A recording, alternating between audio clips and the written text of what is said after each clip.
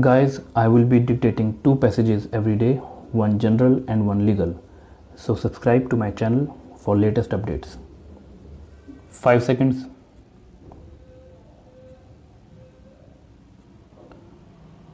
The Kaveri Tribunal was of the view that there was a need for setting up an appropriate mechanism and recommended an independent machinery to implement its decision. It recommended the constitution of the CMB and the CWRC with the roles, functions, powers, etc. After issuance of the notification, institutions like the Kaveri River Authority, chaired by the Prime Minister, and the Kaveri Monitoring Committee had ceased to exist.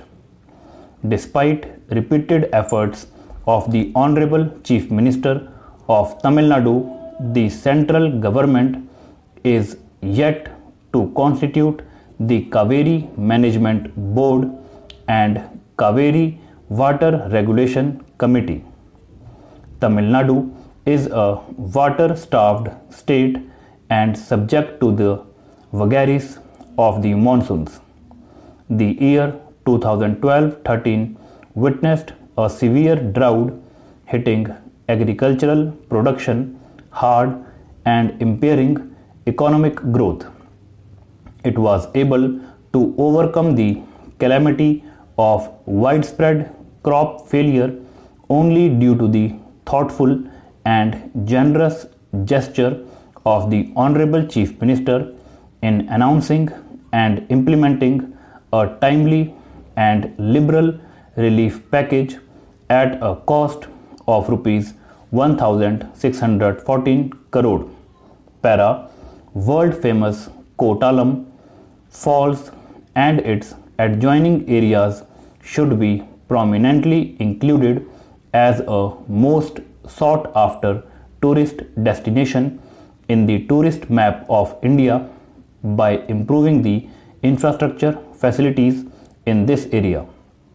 Kottalam, situated at a mean elevation of 520 feet on the Western Ghats, is a natural marvel on earth with its cool breeze. It has several falls including main falls, etc. There are several herbal medical centers in this place since a lot of varieties of herbs are found in abundance. This is also rightly called as Spa of South India. Kasi Temple is located near Kottalam.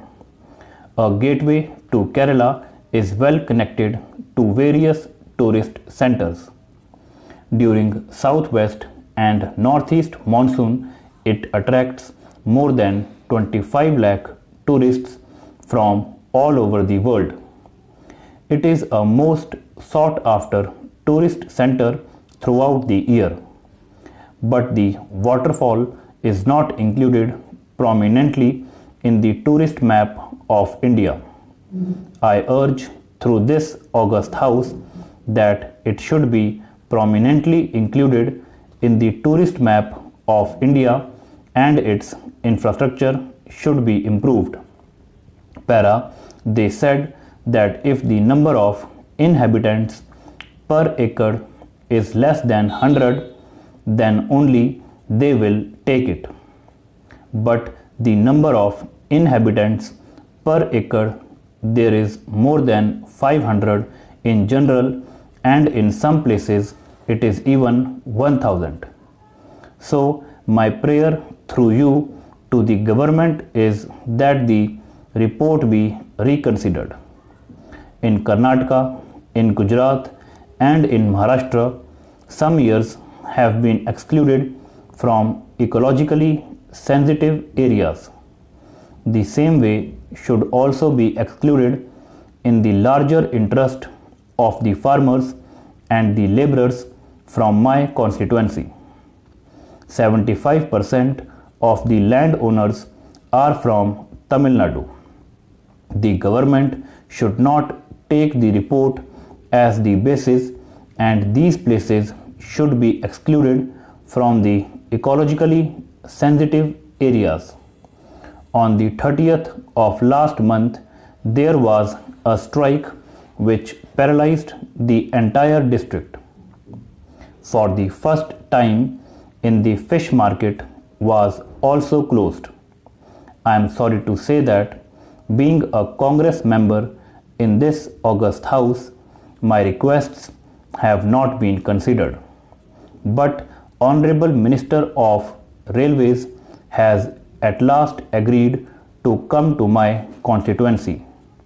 I pray that he should come and make announcement and see that the work is done there. Mr. Chairman, sir, this is with regard to the wagon manufacturing unit in my constituency. This was sanctioned in the year 2009-10. After a lapse of 4 years, this wagon manufacturing unit has not come up. About 100 times I went to the railway ministry. I went from pillar to post. Yet this work has not been done. It is very painful to note that being a Congress member and even after repeated efforts and putting pressure on the ministry, the unit has not been established so far. This was sanctioned under PPA mode. The ROF was worked out earlier before sanction. It is in the pink room. Yet so far it has not been established. The government of Andhra Pradesh came forward to offer land free of cost. In spite of that, the railway authorities were not able to establish this unit. This bill seeks to extract compensation from Coca-Cola Company for the people of village.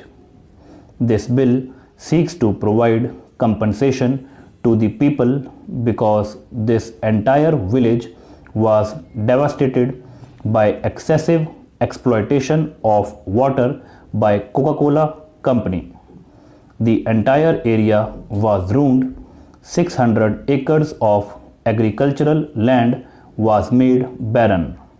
The entire area is now facing severe shortage of drinking water. Unfortunately, despite the bill was passed in 2011 and sent to the Union Home Ministry for the last 3 years, the Union Home Ministry has not submitted this bill to the President for his assent. I wonder why the Home Ministry is holding back this bill. Why this has not been submitted for presidential